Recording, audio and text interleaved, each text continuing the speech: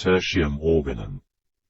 It is possible to deduce this system of logic from many philosophical systems. An almost complete and precise formulation of the law of higher logic can be found in the writings of Plotinus, in his treatise on intelligible beauty, which will be examined in the next chapter. This system can be termed Tertium Organum because for us it is the third canon, the third instrument of thought after those of Aristotle and Bacon. The first was the Organon, the second Novum Organum, but the third existed earlier than the first because man, master of this instrument and of this key, may open the door to the world of causes without fear. The axioms which Tertium Organum embrace cannot be formulated in our language. If we attempt to formulate them in spite of this, then they will produce the impression of absurdities. Taking the axioms of Aristotle as a model, we may express the principal axiom of the new logic in our poorly expressed language as follows: A is both A and not A, or everything is both A and not A, or everything is all. However, in effect these axioms are absolutely impossible, and they are not the axioms of higher logic, but mere attempts to express the axioms of this logic in concepts. In reality, the ideas of higher logic are inexpressible in concepts. When we encounter such inexpressible concepts, then it means that we have touched the world of causes. The logical formula, A is both A and not negative A, corresponds to the mathematical formula, negative A. Magnitude can be greater or less than itself. The absurdity of both of these propositions shows that they cannot refer to our world. Of course, absurdity as such is not an index of the attributes of noumena. However, the attributes of noumena will certainly be expressed in what are absurdities to us. To hope to find in the world of causes anything logical from our standpoint is just as useless as to think that the world of living things can exist in accordance with the laws of a world of shadows, or stereometry according to the laws of planimetry.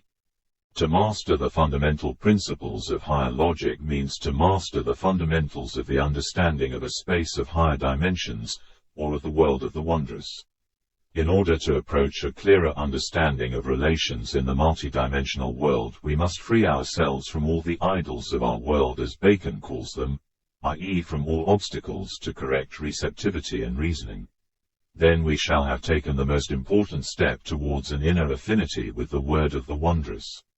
A two-dimensional being, in order to approach an understanding of the three-dimensional world, should already have become a three-dimensional being before it can rid itself of its idols, i.e. of its conventional converted into axiomatic ways of feeling and thinking which create for it the illusion of two-dimensionality. What is it then exactly from which the two-dimensional being should free itself? First and most importantly, from the assurance that that which it sees and senses really exists. From this will come consciousness of the incorrectness of its perceptions of the world, and then the idea that the real new world must exist in some other quite new forms, new and incommensurable with relations to the old ones. Then the two-dimensional being must overcome its belief in the correctness of its categories. It must understand that things which to it seem different and separate from one another may in fact be parts of some to it incomprehensible whole, or that they have much in common which it does not perceive, that things which seem to it one and indivisible are in reality infinitely complex and multifarious. The mental growth of the two-dimensional being must proceed along the path of the recognition of those common properties of objects unknown to it before, which are the result of their similar origin or similar function, incomprehensible from the point of view of a plane. When once the two-dimensional being has admitted the possibility of the existence of hitherto unknown common properties of objects, which beforehand seemed different, then it has already approached to our own understanding of the world. It has approached to our logic and begun to determine the collective name, i.e. a word used not as a proper noun, but as an appellate noun, a word expressing a concept. The idols of the two-dimensional being, hindering the development of its consciousness, are those proper nouns which it has itself given to all of the objects surrounding it. For such a being each object has its own proper noun, corresponding to its perception of the object, common names, corresponding to concepts it knows not of. Only by getting rid of these idols, by understanding that the name of things can be not only proper, but common ones as well, will it be possible for it to advance further, to develop mentally and to approach to the human understanding of the world? See 2 Kings, chapter 17, verse 12, For they served idols, whereof the Lord had said unto them, Ye shall not do this thing. Take for example the most simple sentence, John and Peter are both men. For the two-dimensional being this will be an absurdity, and it will represent the idea to itself in this manner, John and Peter are both Johns and Peters. In other words, every one of our logical propositions will be an absurdity to it, and why this is so is clear. Such a being has no concepts. The proper nouns which constitute the speech of such a being have no plurals. It is easy to understand that any plural of our speech will seem to it an absurdity. Where then are our idols, and from what shall we liberate ourselves in order to pass to an understanding of the multidimensional world? First of all, we must rid ourselves of the assurance that we see and sense that which in reality exists, and that the real world is anything like the world that we see, i.e., we must rid ourselves of the illusion of the material world. We must understand mentally all the illusoriness of the world perceived by us in space and time, and know that the real world cannot have anything in common with it. To understand that it is impossible to imagine the real world in terms of form, and then finally we must perceive the conditionality of the axioms of our mathematics and logic, related as they are to the unreal, phenomenal world. In mathematics, the idea of infinity will help us to do this. The unreality of finite magnitudes in comparison with infinite ones is obvious. In logic, let us dwell for a moment upon the idea of monism, i.e., the fundamental unity of everything which exists, and consequently recognize the impossibility of constructing any axioms which involve the idea of opposites, the theses and antitheses upon which our logic is built. The logic of Aristotle and Bacon is at the end of the day dualistic. If we really deeply assimilate the idea of monism, then we shall dethrone the idol of this logic. The fundamental axioms of our logic reduce themselves to identity and contradiction, just as do the axioms of mathematics. At the end of all lies the admission of our general axiom, namely that every given something has something opposite to it. Therefore every proposition has its anti-proposition, every thesis has its antithesis. The existence of anything is opposed to the non-existence of that thing, to the existence of the world is opposed the non-existence of the world.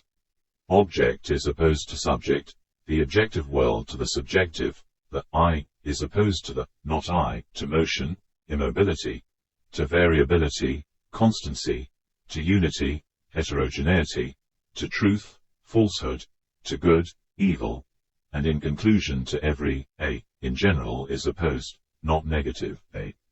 Recognition of the reality of these divisions is necessary for the fundamental axioms of the logic of Aristotle and Bacon, i.e., the absolute and incontestable recognition of the duality of the world of dualism.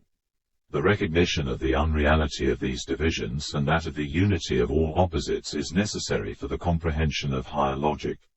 At the very beginning of this discourse, the existence of the world and of the psyche was admitted, i.e., the reality of the dual division of everything existent, because all other opposites are derived from this opposition. Duality is the condition of our knowledge of the phenomenal three-dimensional world. This is the instrument of our knowledge of phenomena. But when we come to the knowledge of the noumenal world, or the world of many dimensions, then this duality begins to hinder us, appearing as an obstacle to knowledge. Dualism is the chief idol, so let us free ourselves from it. See 1 Corinthians, chapter 8, verse 6, But to us there is but one God, the Father, of whom are all things, and we in him. Also Exodus, chapter 34, verse 14, For thou shalt worship no other God, for the Lord, whose name is jealous, is a jealous God. The two-dimensional being. In order to comprehend the relations of things in 3 dimensions, and our logic must renounce its idol, the absolute singularity of objects which permits it to call them solely by their proper names. We, in order to comprehend the world of many dimensions, must renounce the idol of duality. The application of monism to practical thought meets with the insurmountable obstacles of our language. Our language is incapable of expressing the unity of opposites, just as it cannot express spatially the relation of cause to effect. Therefore we must reconcile ourselves to the fact that all attempts to express supralogical relations in our language will seem absurdities, and really only give hints as to that which we seek to express. Thus the formula, A is both A, and not negative A. Or, everything is both A, and not negative A.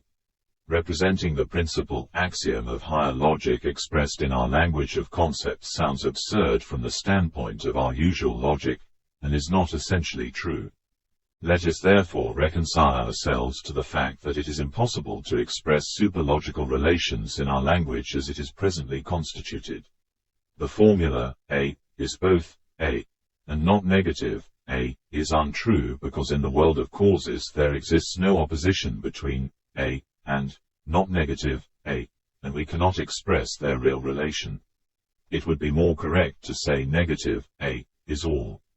But even this would be untrue because A is not only all, but is also an arbitrary part of all and at the same time the given part. This is precisely the thing that our language cannot express. It is to this that we must accustom our thought and train it along these lines. We must accustom our thought to the idea that separateness and inclusiveness are not opposed in the real world, but exist together and simultaneously without contradicting one another. We need to understand that in the real world, one and the same thing can be both a part and the whole, i.e. that the whole, without changing, can be its own part. Understand that there are no opposites in general, only degrees, and that everything is a certain image or a certain aspect of all. Then, beginning to understand all of this, we shall grasp the separate ideas concerning the essentials of the noumenal world, or the world of many dimensions in which we truly live. In such a case higher logic, even with its imperfect formulae as they appear in our rough language of concepts, represents in spite of this, a powerful instrument of knowledge of the world, our only means of preservation from deception. The application of this instrument of thought gives the key to the mysteries of nature, to the world as it really is. Let us endeavor then to enumerate the properties of the world of causes which result from what we have said. It is first necessary to reiterate that it is impossible to express in words the properties of the world of causes. Every thought expressed about them in our ordinary language will be false. We must say in relation to the real world, that every spoken thought is a lie. It is possible to speak about it only conditionally, through hints and by symbols. If one interprets literally anything said about it, then nothing but absurdity will result. Generally speaking, everything said in words regarding the world of causes is likely to seem absurd and is in reality its mutation. The truth is impossible to express. It is possible only to give a hint at it, to give an impulse to thought, and everyone must discover the truth for themselves. Another man's truth is worse than a lie, because it is two lies, which explains why truth can very often only be expressed by means of paradox, or even in the form of a lie. Because in order to speak the truth without a lie, we would need to know some other language, as ours is unsuitable. What then are we to say about the world of many dimensions, about the world of noumena or the world of causes? 1. In that world time must exist spatially, i.e. temporal events must exist and not happen, exist before and after their manifestation and be located in one section as it were. Effects must exist simultaneously with causes. That which we name the law of causality cannot exist there, because time is a necessary condition for it. There cannot be anything which is measured by years, days, or hours. There cannot be before, now and after. Moments of different epochs, divided by great intervals of time, exist simultaneously and may even touch one another. Along with this, all the possibilities of a given moment, even those appearing to be opposite to one another and all of their results right up to infinity, must be actualized simultaneously within a given moment, but the length of a moment can be different on different planes. 2. There is nothing measurable by our measures, nothing commensurable with our objects, and nothing greater or less than our objects. There is nothing situated to the right or the left side, above or below one of our objects. There can be nothing similar to our objects, lines or figures that can at the same time exist. Different points in our space, divided for us by enormous distances, may meet there.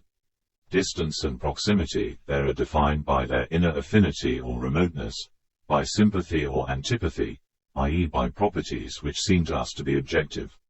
3. There is neither matter nor motion. There is nothing that could possibly be weighed, photographed or expressed in the formulae of physical energy. There is nothing that has form, texture, color or odor, nothing possessing the properties of physical bodies. Nevertheless, the properties of the world of causes, granted an understanding of certain laws, can be considered in enumerated categories. 4. There is nothing dead or unconscious. Everything lives, everything breathes, thinks and feels, everything is conscious and everything speaks. 5. In that world the axioms of our mathematics cannot be applied, because there is nothing finite. Everything there is infinite and from our standpoint variable. 6. The laws of our logic cannot act there. From the standpoint of our logic, that world is illogical. This is the realm, the laws of which are expressed in Tertium Organum. 7. The separateness of our world does not exist there. Everything is the whole.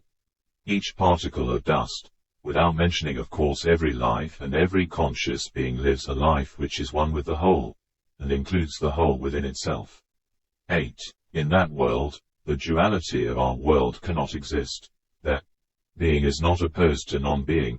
Life is not opposed to death, but on the contrary, the one includes the other within itself. The unity and the multiplicity of the I, and the not I, motion and immobility, union and separateness, good and evil, truth and falsehood, all of these divisions are impossible there. Everything subjective is objective and everything objective is subjective. The world is the world of the unity of opposites. 9. The sensation of the reality of that world must be accompanied by the sensation of the unreality of this one.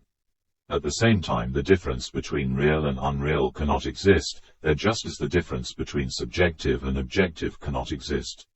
10. That world and our world are not two different worlds, the world is one. That which we call our world is merely our incorrect perception of the world. The world seen by us through a narrow slit, as if we wore some medieval suit of armor. That world begins to be sensed by us as the wondrous, i.e. as something opposite to the reality of this world, and at the same time this, our earthly world, begins to seem unreal. The sense of the wondrous is the key to that world. 11. Everything that can be said about it will not define our relation to that world until we come to understand that even comprehending it, we will not be able to grasp it as a whole, i.e. in all its variety of relations, but can think of it only in this or that aspect. 12. Everything that is said about this world of causes refers also to the all, but between our world and the all, there are many transitions.